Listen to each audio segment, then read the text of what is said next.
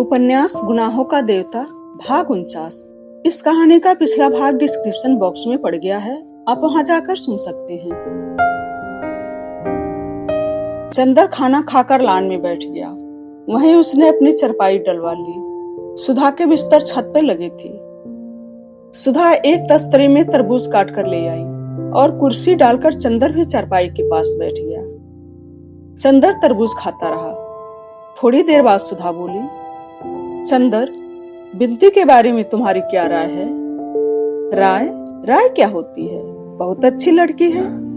तुमसे तो अच्छी ही है, चंदर ने छेड़ा। अरे मुझसे अच्छी तो दुनिया है, लेकिन एक बात पूछें, बहुत गंभीर बात है। क्या? तुम बिनती से ब्याह कर लो। बिनती से? कुछ दिमाग तो नहीं खराब हो गया है? नहीं, इस बारे में पहले ये बोले कि चंदर से बिनती का ब्याह क्यों नहीं करती, तो मैंने चुपचाप पापा से पूछा। पापा बिल्कुल राजी हैं, लेकिन बोले मुझसे कि तुम ही पूछो चंदर से। कर लो चंदर, बुआ जी अब दखल नहीं देंगी। चंदर हंस पड़ा। अच्छी खुराफातें तुम्हारे दिमाग में उठती हैं। याद है एक बार और तुमने ब्याह करने के लिए कहा था। सुधा के मुंह से एक हल्का निश्वास निकल पड़ा। हाँ याद है। खैर तब की बात दूसरी थी, अब तो तुम्हें कर लेना चाहिए। नहीं सुधा, शादी तो मुझे नहीं ही करनी। तुम कह क्यों रही हो? तुम मेरी बिनती के संबंधों को कुछ गलत तो नहीं समझ रही हो? नहीं जी, लेकिन यह जानती हूँ कि बिनती तुम पर अंध श्रद्धा रखती है। उससे अच्छी लड़की तुम्हें मिलेगी नहीं। कम से कम जिंदगी तुम्हारी व्यवस्थित हो जाएगी। चंदर हंसा। मेरी जिंदगी शादी से नहीं प्यार से सुधरेगी सुधा। कोई ऐसी लड़की ढूंढ दो जो तुम्हारे जैसी हो और प्यार करे, तो मैं समझू कि तुमने कुछ किया मेरे लिए। शादी वादी बेकार है, और कोई बात करनी है या नहीं? नहीं चंदर, शादी तो तुम्हें करनी ही होगी। अब मैं ऐसे तुम्हें नहीं रहने दूंगी। बिनते से न सही दूसरी लड़की ढूंढूंगी, लेकिन शादी करनी होगी और मेरी पसंद से करनी होगी।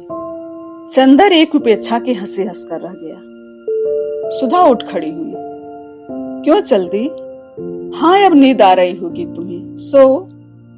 चंदर ने रोका नहीं। उसने सोचा था सुधा बैठेगी, जाने कितनी बातें करेंगी। वह सुधा से उसका सवाल पूछेगा, लेकिन सुधा तो जाने कैसी तटस्थ, निरपेक्ष और अपने में सीमित सी हो गई है कि कुछ समझ में नहीं आता। उसने चंदर से सब कुछ जान लिया, लेकिन चंदर के सामने उसने अपने मन को कहीं जाहिर होने नहीं दिया। सुधा उसके पास भी होकर जाने कितनी दूर थी। सरोवर में डूबकर पंछी प्यासा था। करीब घंटा भर बाद सुधा दूध का गिलास लेकर आई। चंदर को नींद आ गई थी। वह चंदर के सिरहाने बैठ गई। चंदर, सो गए क्या? क्यों? घबराकर चंदर उठ बैठा। लो दूध पी लो, सुधा बोली। दूध हम नहीं पिएंगे।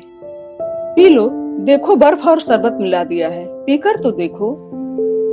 नहीं, हम नहीं पिएंगे। अब जाओ, हमें नींद लग रही है। चंदर गुस्सा था। पी लो मेरे राज दुलारे, चमक रहे हैं चांद सितारे। सुधा ने लोरी गाते हुए चंदर को अपने गोद में खींचकर बच्चों की तरह गिलास चंदर के मुंह में लगा दिया। चंदर ने चुपचाप दूध पी लिया। सुधा ने गिलास नीचे रखकर कहा, वाह, ऐसे तो मैं नीलू को दूध पिलाती हूँ। नीलू कौन? अरे मेरा भतीजा, शंकर बाबू का लड़का। अच्छा। चंदर, तुमने पंखा तो छत पर लगा दिया है, तुम कैसे सोओगे? मुझे नींद आ जाएगी। चंदर फिर लेट गया। सुधा उठी नहीं। वह दूसरी पार्टी से हाथ टेककर चंदर के बच्च के आसपास फूलों के धनुष से झुककर बैठ गई। एकादशी का स्निग्ध पवित्र चंद्रमा आसमान की नीली लहरों पर अधखिले बेल की फूल की तरह कांप रहा था। दूध में नहाए हुए झोंके चांदनी से आंख मिचोली खिल रहे थे। चंदर आंख बंद किए पड़ा था और उसकी पलकों पर, उसके माथे पर, उसके होठों पर चांदी की पंखुड़ियां बरस रही थी। सुधा ने चंदर का कॉलर ठीक किया और बड़े ही मधुर स्वर में पूछा, चंदर, नींद आ रही है? नहीं, नींद उचट गई। चंदर ने आंख खोलकर देखा। एकादशी का पवित्र चंद्रमा आकाश में था और पूजा से अवसिक्त एकादशी की उदास चांदनी उसके बच्च पर झुकी बैठी थी। उसे लगा जैसे पवित्रता और अमृत का चंपई बादल उसके प्राणों में लिपट गया है। उसने करवट बदलकर कहा, सुधा, जिंदगी का एक पहलू खत्म हुआ, दर्द की एक मंजिल खत्म हो गई, थकान भी दूर हो गई, लेकिन अब आगे का रास्ता समझ में नहीं आता। क्या करूं? करना बहुत है चंदर। अपने अंदर की बुराई से लड़ लिए, अब बाहर की बुराई से लड़ो।